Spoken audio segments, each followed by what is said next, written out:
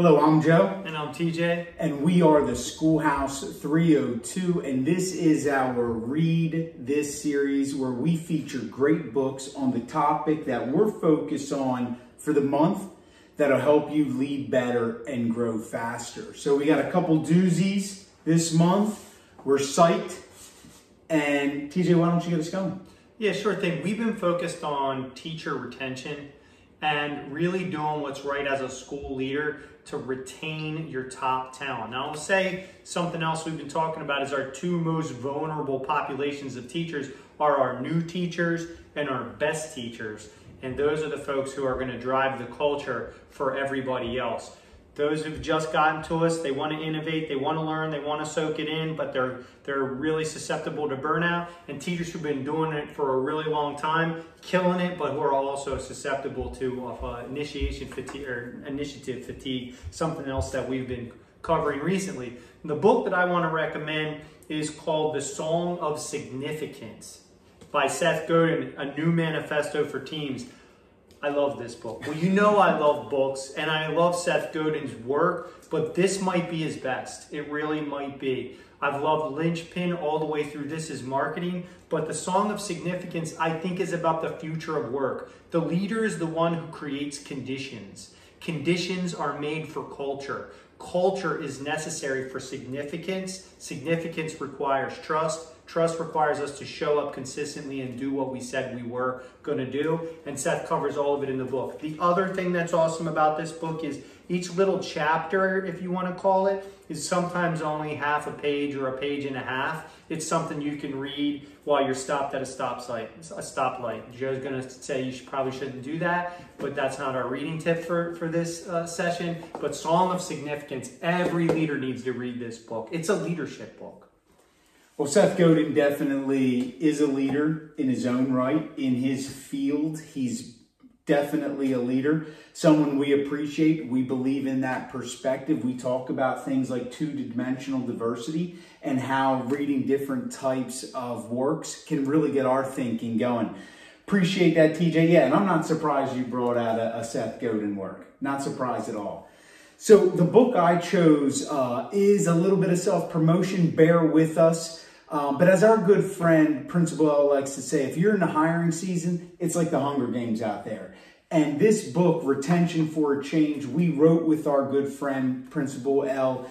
This book really is a second part of a larger project. And the first was Building a Winning Team.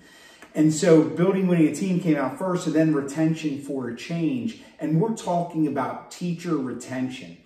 There's a few reasons, though, why we wanted to share this work on this show, specifically for its features. This has a lot of research in this book, not only what we did in our own research, but from practitioners. Each chapter highlights somebody getting the job done. And we like that approach in the books that we read and that we write, because we're in the field just like you. We're going in day out. We're hiring people. And like you, we may still be short-staffed. We may be losing people. So we know we got to do certain things to retain those people that really make a difference. As TJ mentioned, our new teachers are critical. You spend so much time hiring them, you know, from the posting to the interview to the onboarding. You can't just let them go.